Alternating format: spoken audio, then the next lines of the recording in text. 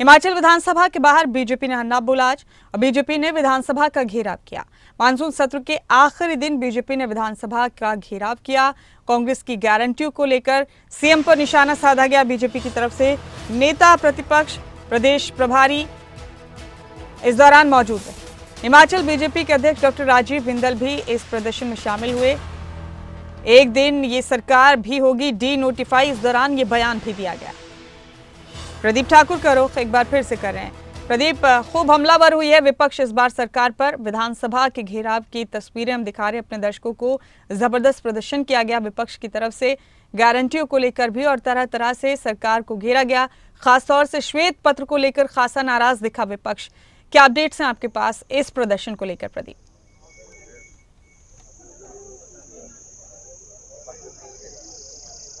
बिल्कुल मुमताज, देखिए आज मानसून सत्र का अंतिम दिन है और जो विपक्ष है, विपक्ष जहां सदन के भीतर सरकार को घेरता है, ठीक वैसे ही सदन के बाहर भी सरकार को घेरने की कोशिश की गई।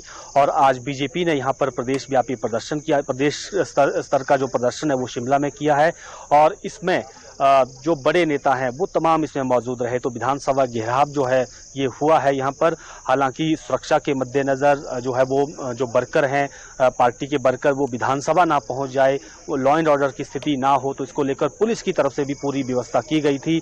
जो सड़कें, मेन सड़कें हैं, वहाँ बैरिकेडिंग की गई थी और जो बैरिकेड्स लगाए गए थे और अलग अलग स्थानों पर वो बैरिकेड्स लगाकर उनको रोका गया, जो भी यहाँ पर वर्कर आए थे। और चौड़ा मैदान में क्योंकि पहले धरना प्रदर्शन किया गया, फिर वहाँ पर एक जनसभा हुई, उसको नेता प्रतिपक्ष जयराम ठाकुर ने भी संबोधित किया। जो बीजेपी के प्रदेश प्रभारी हैं अविनाश राय खन्ना, वो भी इसमें संबोधन में रहे और उनके साथ साथ भाजपा के प्रदेश अध्यक्ष डॉक्टर राजीव बिंदल और तमाम बड़े नेता विपिन परमार सहित और जो स्टेट की लीडरशिप है वो वहाँ पर मौजूद रही और उन्होंने वर्करों को वहाँ पर संबोधित किया है। कुल मिलाकर जो 10 महीने का कार्यकाल सरकार का है उसको विफल बताया गया है और गारंटियों को लेकर पूछा गया है कि गारंटियों का क्या होगा, 1500 कम मिलेंगे, महिलाओं को रोजगार की बात इसमें की गई है। और डिनोटिफाई संस्थानों को लेकर भी गुस्सा यहाँ पर जाहिर किया गया है कि जो संस्थान खोले गए हैं वो लोगों की भलाई के लिए खोले गए थे, लेकिन उनको सरकार ने बंद किया है और ये राजनीतिक द्वेष की भावना से ये चीज़ें हुई हैं। तो कहीं ना कहीं सरकार को घेरने की कोशिश यहाँ हुई है और उसके बाद जब जनसभा हुई उसके बाद पैदल जो है वो विधानसभा की तरफ वर्कर नेता प्रतिपक्ष के नेतृत्व में कूच भी कर गए थे, लेकिन उनको सिसिल के पास ही रोक दिया गया। वहाँ बैरिकेड्स लगाए गए थे और पुलिस के साथ हालांकि झड़प भी उसमें हुई है। और जो बीजेपी के विधायक हैं डॉक्टर जनकराज, उनके सिर पर हल्की चोट भी आई है, पुलिस के डंडे से उनको चोट लगी और ये मुद्दा भी विधानसभा में उठा है। नेता प्रतिपक्ष ने उसको उठाया कि विधायकों की सुरक्षा का ध्यान नहीं रखा गया है, लेकिन डिप्टी सीएम मुकेश अग्निहोत्री ने कहा कि यह जो सुरक्षा की दृष्टि से किया जा सकता था, लॉ एंड ऑर्डर मेंटेन रहे, उसके लिए जो हमने करना था वो कर दिया गया था। लेकिन पुलिस को निर्देश दिए गए थे कि अब सदन भी आज है, तो ऐसे में जो विधायक हैं जब वो आएंगे वहां से तो सुरक्षा के साथ उनको विधानसभा पहुंचाना है, तो ये हमने सुनिश्चित किया है। तो ये तमाम चीजें आज हुई हैं और कहीं ना कहीं कह सकते हैं कि इसको एक बड़ा मुद्दा बनाने की कोशिश भी, जो सरकार के 10 महीने का कार्यकाल है उसको एक बड़ा मुद्दा बनाने की कोशिश भी, कर्ज को लेकर भी जिक्र हुआ है। तो ये तमाम कोशिशें विपक्ष की तरफ से हुई हैं और आज एक बड़ा प्रदर्शन जो है शिमला में किया गया है। जी, शुक्रिया प्रदीप आपका इस तमाम जानकारी के लिए, आपका बहुत बहुत शुक्रिया। तो श्वेत पत्र पर सियासी घमासान लगातार जारी है।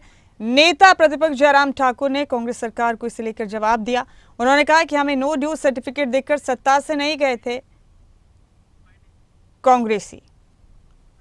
इस बीच विधानसभा का घेराव किया गया विपक्ष की तरफ से और कहा गया कि सरकार भी जल्द डी नोटिफाई हो जाएगी। कार्यक्रम की आवश्यकता बहुत जल्दी पड़ गई। आमतौर पर 1 साल 1.5 साल के बाद इस तरह की शुरुआत होती है, 2 साल के बाद शुरुआत होती है। लेकिन प्रश्न पैदा ये होता है कि अगर शुरुआत हुई तो वजह क्या है? कोई तो वजह नहीं होगी, कोई तो कारण होगा। जब लोगों ने ऐसा समझ लिया कि आप घर में नहीं, घर से बाहर निकल करके चौक चौराहे पर हो करके सरकार के खिलाफ आवाज बुलंद करनी होगी। और सबसे बड़ी वजह यह है कि 9 महीने का सरकार का कार्यकाल पूरा हुआ, लेकिन एक भी निर्णय प्रदेश हित में नहीं, जनहित में नहीं, जन विरोधी निर्णय लेती है।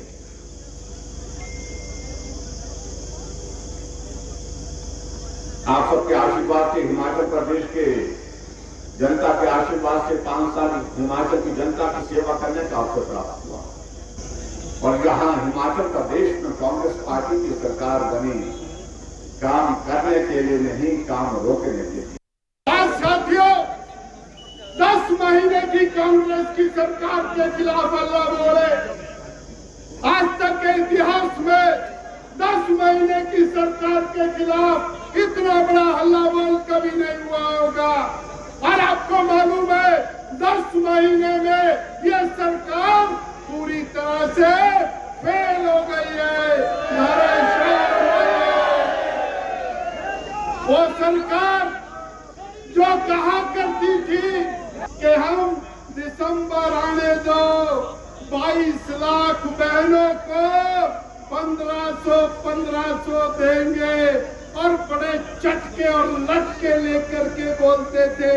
मुख्यमंत्री जी जो वर्तमान में माननीय मुख्यमंत्री है, उनका वीडियो वायरल हो रहा है। बोले एक घर में 2 होला है, 4 होंगी तब भी देंगे और दिसंबर के महीने से देंगे। 22 की 22 लाख को देंगे और साड़ी गारंटी कितने पाई? हाँ जी बहनों बोलिए।